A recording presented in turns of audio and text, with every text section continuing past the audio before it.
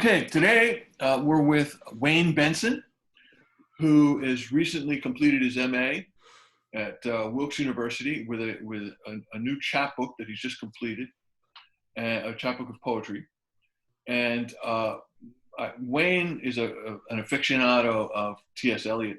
In fact, when we first met, his first question to me was, "What do you think of T.S. Eliot?" And so I'm going to throw that question right back at you, Wayne. What do you think of T.S. Eliot? Oh, well, first off, well, thanks for having me. Second, T.S. Eliot, to me, kind of, when I looked at the modern movement of literature, he really stuck out to me as the person that really got it, if that makes sense. Like, there was that movement where everyone was just questioning everything there was to be questioned. And I felt like T.S. Eliot was one of the only people to me that really seemed like he found an answer, not the answer overall, but the answer for himself. And that was something that was really attractive and attracted me to his work as a whole. Luckily for me, I got to read it. A mentor of mine is the one who referenced T.S. Eliot to me. It wasn't inside the classroom my first time, and I was just going through a lot of life things at that moment. I was an undergrad as well, and my mentor was just like, "Have you ever read T.S. Eliot?" Because he knew I liked to write a little bit, and I was like, "No, I never read T.S. Eliot." And he just introduced me to Eliot and Four Quartets, which is one of his later works. And I didn't know what I was getting myself into, but after reading it, I just kind of took off. I kind of went backwards. I went from like his later works all the way up to what you guys are reading, which is Love Song, J. Alfred Prufrock. And so after reading all of that, I kind of just started dissecting everything, all of his literature, and it kind of changed my life. So, Well, I'm curious. You say he has kind of the answer. What kind of an answer? well, especially when I read Four Quartets, I thought spiritually, because I think he talks a lot about, he's very philosophical, talks a lot about religions, but not just the Western religions, but Eastern religions as well. And I felt like he kind of went through this phase in his work where he just looked at everything and didn't know. And in the beginning, he kind of just looked at everything and saw and just tried to piece the puzzle together. But then in the end, and even when you read like the Four Quartets, there's very much a resolution. It feels like a resolution piece, and that, so spiritually, I feel like he kind of came to his own understanding, and I think that's what resonated with me, having a spiritual background as well, and just thinking about wrestling with those questions like, is there a God? If there is, what does that mean for the world? And he kind of took those questions head on amidst everything that was going on at the time, during the modern movement. And yeah, I felt like he was one of those people who really found an answer for himself in his spirituality. And I thought that was really, it spoke to me a lot. When we've talked about your work, you've said that you're searching to get to a more authentic voice, that you're moving toward being maybe more transparent and moving deeply into a truth, if you will, or into a reality. But when we look at Prufrock, I mean, he's a character who seems to have a whole lot of layers. Oh yeah, he's got too many layers. How do you reconcile that in some ways? I mean, I'm just curious here. You're attracted to a poet of incredible complexity and so many different facets, and it's so hard to get to the essential Eliot because there are so many faces, including the face of Prufrock. Who in some ways, obviously he's deeply self-aware. He's aware of the fact that he's not Hamlet. Yeah. Not Prince Hamlet, nor was No. meant to be. But on the other hand, he's still posturing. I mean, in many ways. I mean, let us go then, you and Yeah. I. Who's the you? Who's the I? And Exactly. and why would you want to go anywhere with a guy who thinks he should have been a pair of ragged claws scuttling across the seas? What do you Yeah. make of Prufrock? Prufrock, honestly, is one of my favorite characters, just in literature as a whole. And the reason I say that is because, like when you say he has a lot of layers, and you talked about my work and being drawn to that more authentic self and trying to get to that. I feel like even though there's a little bit of distance with Prufrock, it's still a very, very authentic character, because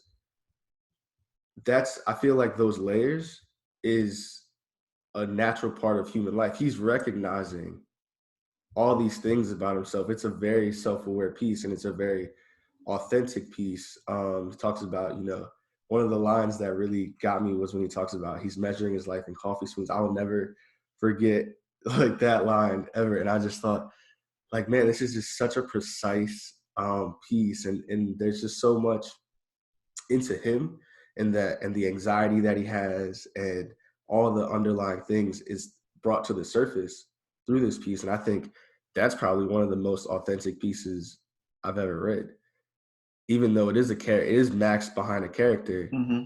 that you feel like you're distant from, but he kind of brings you in. You could be a woman he's talking to. You could be me and you, the reader. It could be any of us, but we're getting a sneak peek into the mind of a troubled man. Mm-hmm. And I think that's one of the things that made me think this piece is really truthful and authentic, because it's, especially maybe back then when I know that was published really early on. Mm-hmm. A lot of men probably didn't express how they felt on the inside a lot. And even to this day, that's a ongoing thing with males. And so I just appreciated how honest that piece was. And the other, another subject that we've had a few conversations about is prosody.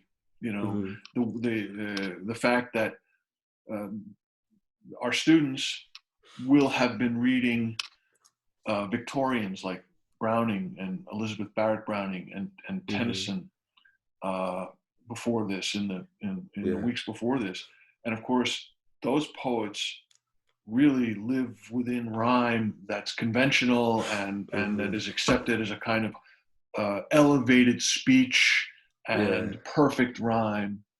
And here's Eliot, who is using some rhyme, Mm-hmm. but it's almost like little time bombs in there. Yeah. Yeah. Not directly. It's difficult to detect the overall Mm-hmm. pattern, and certainly when he talks about the world, and and the Victorians were used to some extent idealizing Mm-hmm. the outside world. Here he is calling the sky is laid out like a patient etherized upon a table. Yeah. It's kind of deflating. And I'm curious, from the point of view of making poetry and the point of view of Mm-hmm. reading poetry as a uh, a linear prosodic work of art.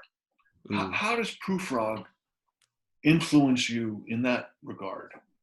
You mean like as far as my writing goes? As How does far he? as your writing, as far as the way one of the things that's so shocking, of course, is just the use of everyday language Mm-hmm. and rhymes that are perhaps not as regular as we're used to seeing in the 19th Mm. century.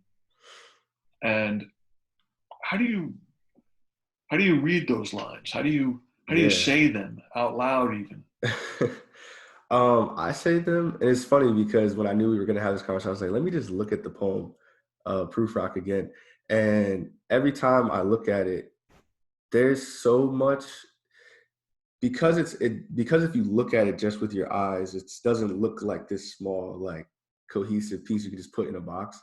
But when you really read it, and if you read it out loud, you can really get the musicality that is within the lines that he has. And yes, he doesn't use end rhyme a lot, but he has a lot of internal rhymes. Um, and then it'll like be really sporadic, which I think um, goes to show like the human thought aspect and how he is able to incorporate just natural human thought and the sporadic nature of it.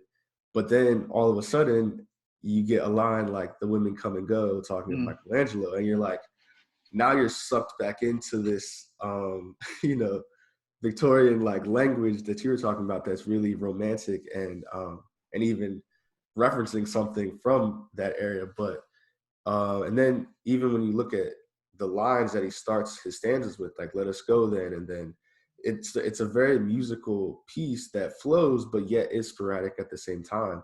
And in my writing, I try to incorporate that sometimes, where if I have a couple lines that aren't, you know, rhyming or are shorter than each other and all over the place, maybe I might bring some stability back to the poem with a line that might be, you know, strictly 10 syllables, iambic pentameter, something like that, because those things do reference, you know, it's like almost like an ode to um, those who came before me, as well as it helps stabilize the poem and the person reading it. And so I think Eliot was a good example of someone who could do that flawlessly.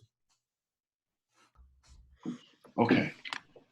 Well, what I'd like to do, Wayne, is maybe I'll try to share the screen with the students with Okay. Prufrock, and then just have you read it, and then we'll talk our way through it, and then I'm going to ask you to read a poem of your own. All right. So let's share the screen. Still getting used to this technology. You're saying. There we go. Okay, very good. Yep. Now, of course, it begins with the Italian of Dante, and basically what Dante's saying here is one of the damned in the Inferno is saying, if I ever thought that you would return to the world, this flame, that which is his tongue, this flame would cease to speak, but no one leaves here and leaves this hell, and so I will tell you my story. So immediately, he kind of sets us up for the fact that we are, in a sense, in this inferno or in hell, and that we can't ever relate back to the world. Yeah. So, okay, let's start, Wayne. Okay. How far do you want me to? Why don't we just do the first stanza first, and then we'll just chat. Okay, sounds good. Let us go then, you and I, when the evening is spread out against the sky like a patient etherized upon a table. Let us go through certain half-deserted streets, the muttering retreats of restless nights in one-night cheap hotels and sawdust restaurants with oyster shells, streets that follow like a tedious argument of insidious intent, to lead you to an overwhelming question. Oh, do not ask, what is it? Let us go and make our visit. Oh, I love that. Go ahead. Oh, no, I was just, whenever I read it, and this is why I always say it's good to read Eliot out loud, because if you just do it in your head, you might miss a lot of the internal rhymes that he's using, and just the sound is where the poem really just all comes together, like a tedious argument of insidious intent. Like there's so much sounds in there that are just weaving together. And I think it's a perfect start to this poem, especially after the reference at the beginning, because it feels like he's about to take you, like, well, one, it feels like a secret that he's about to let you in on his life. And I just love that use of "let us go then, you and I," and you're just on this ride. I love it. And of course, the line that caused so much dismay is the third line, like a patient etherized upon a table. And if you look at that's about looks like the only line that doesn't rhyme. It seems like it's taken from some other place altogether, because let us go then, you and I, when the evening is spread out against the sky, like a beautiful flower or mountain. I mean, you're expecting it to be heroic couplets, and then he just hits you with this other thing. Okay, let's keep going. All right. You want me to Sure. keep reading? Okay. In the room, the women come and go, talking of Michelangelo. The yellow fog that rubs its back upon the window panes, the yellow smoke that rubs its muzzle on the window panes, licked its tongue into the corners of the evening, lingering upon the pools that stand in drains, let fall upon its back the soot that falls from chimneys, slipped by the terrace, made a sudden leap, and seeing that it was a soft October night, curled once about the house and fell asleep. Wow. That also has a very, the rhyming is very like sequenced. But I love so you have pains, evening drain. So it's almost like this kind of sonnet type like language. That's just how I read it. And one of the things that's I've often said, we're kind of in this course roller skating through literature, but one of the things that's nice about that is that you can catch echoes of things that perhaps would not be so evident if we weren't running so quickly. It was only a few weeks ago that we read together The Chimney Sweeper by William Blake, the two versions from Songs of Innocence, Songs of Experience. And I can't help but think that let fall upon its back the soot that falls from chimneys is meant to echo the chimney sweep, which brings to mind a whole social hierarchy and the idea of these little boys having to work that way so hard, which was just terrible. It's in really terrible poverty. Now, whether that's really there, I don't know. But in the context of reading these poems from distant times in only a few weeks, I think we bring a kind of prismatic perspective. We see things a little differently. How about the next stanza? Question: is there any way you can like enlarge it a little bit? Oh, the poem, sure. Yeah, my eyes are bad. I'm go. sorry. Okay, yeah, that's great. Yeah, that's a little bit. Oh, yeah, that's perfect. All right. Okay. And indeed, there will be time for the yellow smoke that slides along the street, rubbing its back upon the window panes. There will be time to prepare a face to meet the faces that you meet. There will be time to murder and create, and time for all the works and days of hands that lift and drop a question on your plate. Time for you and time for me, and time yet for 100 indecisions and for 100 visions and revisions before the taking of a toast and tea. Oh man. Yeah, that was always one of my favorite lines. It's funny because when you read it, and even reading it now, I'm thinking that there's so many things that he could be talking about here. When you read lines like, and time yet for 100 indecisions and for 100 visions and revisions, he could be talking about poetry, like the actual writing. He could be talking about his appearance, if he's going to meet a woman, which echoes the next line, which is great for the next line. But yeah, there's just so many things that he could be talking about, and still we have those rhymes that kind of just hit you at random. It's not random, but you could get lost in the words, and then the rhyme comes back, and it's almost like a surprise. And very much a surprise, since he's done now several times, not just rhyming, but repeating time and time, which has a kind of weird sound to it, because as he repeats it 3 times, there will be time, there will be time. Indeed, there Mm-hmm. will be time, Yeah.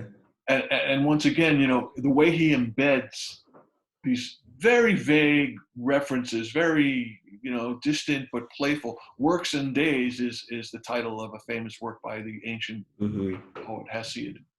So, that's, if it was anybody with a T.S. Eliot, I would think, no, he didn't mean it. But, Yeah, but but with you Eliot, kind I of think he know. did.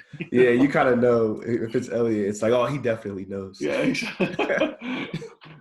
Let's keep going. Yeah. All right. In the room, can I just read the couplet and then keep going? Yeah. Okay, cool. In the room, the women come and go, talking of Michelangelo. And indeed, there will be time to wonder, do I dare? And do I dare? Time to turn back and descend the stair. With a bald spot in the middle of my hair, they will say, how is his hair growing? How his hair is growing thin. My morning coat, my collar mounting firmly to my chin, my necktie rich and modest, but asserted by a simple pin. They will say, but how his arms and legs are thin. Do I dare disturb the universe? In a minute, there's time for decisions and revisions with a minute, which a minute will reverse. If you could just scroll up a little bit, just so I can see it all again. Yes. Okay, and this stanza is actually, I always love this stanza because it kind of breaks up the serious nature of the poem. Like there's something serious that like is going on in this poem, and it echoes in the poem and in the words, and there's just like intense, almost anxiety because of the repetition that you can feel. But even though this may be a serious thing to Prufrock, who we're assuming is the speaker, um, when you hear lines like with the bald spot in the middle of my hair, and then they will say how his hair is growing thin, it just kind of makes you stop and laugh a little. But like at least I laugh at it. But yeah, I think this was a good moment to kind of give it a little turn Yeah, you with can a laugh little now, humor. Wayne, but you won't be laughing forever. I'm sorry. I'm sorry. Yeah, and of course here we see too that he's firmly embedded in the middle class. Mm-hmm. And what is the middle class? It's my collar mounting Yep. firmly to the chin. He's Necktie. completely trussed up into his clothing, into his role. My necktie rich and modest. So he cares a little bit about Yeah. fashion, but I think to some extent aware of the absurdity Mm-hmm. of that And whole concern. Because do I something dare disturb the universe? something interesting about those lines when you visually see them, because there's a visual aspect of the poem. It's funny because when he talks like my morning coat, my collar mounted firmly to my chin, that's on the outside. That's not inside of parentheses. And so we could even read it as if when he says, they will say how his hair is growing thin, but that's in parentheses. This is what's on the inside. This is what's going on the inside of not only what they're saying, but on the inside of him is what he's thinking about. Right, And so, but he only shows us the necktie and the coat and the collar. right. Yeah, and who's the they? Yeah. you know. Right. Okay. Oh man. All right. For I have known them all already, known them all, have known the evenings, mornings, afternoons. I have measured out my life with coffee spoons. I know the voices dying with the dying fall beneath the music from a farther room. So how should I presume? You want me to stop there? Yeah. Okay. Yeah, and as I said before, my favorite lines is I've measured out my life with coffee spoons. It's so relatable, as I'm an avid coffee drinker. um, but just kind of, it's such a good image to, and especially because he says I've measured out my life, which is this grandiose, like life is can be so long. and drawn out, but like this simple, just with coffee spoons, this very small image that you can actually imagine in your head. And so when he says that, it kind of ups the anxiety I feel, because now he's not just living life, he's literally measuring his every moment. You know what I mean? And it just it ups the stakes a little bit, that anxiety that I keep talking about that I feel when I read this. This poem is so full of lines that not only move backward toward Blake or even Hesiod, but which move forward. Mm-hmm. These lines have become so famous Yeah. that they, like, I'll give you an example. The line you just mentioned, I measured out my life in coffee spoons. Many years ago, I went to a poetry reading by a great poet named James Wright, Mm. who recited a poem by the South American poet Pablo Neruda. Okay. Yeah. And in that poem, there's a reference to a coffee cup. He says, Uh, how does that line go? Uh, Something like, I've lived my life beside a coffee cup, and and mm. um, and James Wright looked up during the reading and said, "Take that, T.S. Eliot." So here's Wright reading Neruda, Yeah. who's referring to this line in Eliot, and it does feel like the poems, and especially a poet like Eliot, who's so influential, Mm-hmm. that we're going to see not only the poem in a context of making references, but this poem's going to generate references uh, all the way. And I maybe we'll stop there. I want to go down to the last line, Oh yeah. because um, the reference that I first came to when I was young, and it first hit me that this might be absolutely true. It might be true. Was, do I dare? Here it is down here. Do I dare to eat a peach? Oh yeah. And at the time when I was reading this, I think I was in college, and there was an album by a band called the Allman Brothers, Mm-hmm. and the title of the album was "Eat a Peach." And I still, of course, I don't know, but I suspect that they were riffing off J. Alfred Prufrock, mm. the poem. So this Yeah. is a poem that has had a huge impact Mm-hmm. on all sorts of different arts, including rock and roll. Yeah. Um, Wayne, I'd like to end by asking you to read one of your own poems. Oh yeah. Um, Thank you for letting me do that. Also, this poem that I picked, it's called Nomad, and it's one of the poems where inside of it, I actually, when I was writing it, I was like, I want to add some, some of the way T.S. Eliot adds his rhymes in there. I wanted to do some of that in this poem as well. But I'll read it for you. Nomad. Are these footsteps above me the reason I believe in God today? Not asking the usual questions, are you or are you not? Rather, because of my mother, I wish for God to come to me as a woman, and for that woman's feet to meet my door with rise and shine. I know that time has passed, and those sentiments are dead. There is only one woman now, walking heavy above my resting bed. She will come soon for love or an argument depending on the day. It is frightening seeing someone so frequently, knowing their footfalls to a T, hearing them walk off key with excitement or pause for thought. If my mother had paused during her last descent down the stairs, who would my father come home to today? What would fill the memory of a 6-year-old boy watching the dust flip up from under his mother's car and rest in empty space? And would these steps that still have not shadowed at the bottom of the doorway not sound so much like departure? Thank you. Thank you, Wayne. Very nice talking to you, and Thank you. thanks for joining our class today. I appreciate it. Have a good one. All right.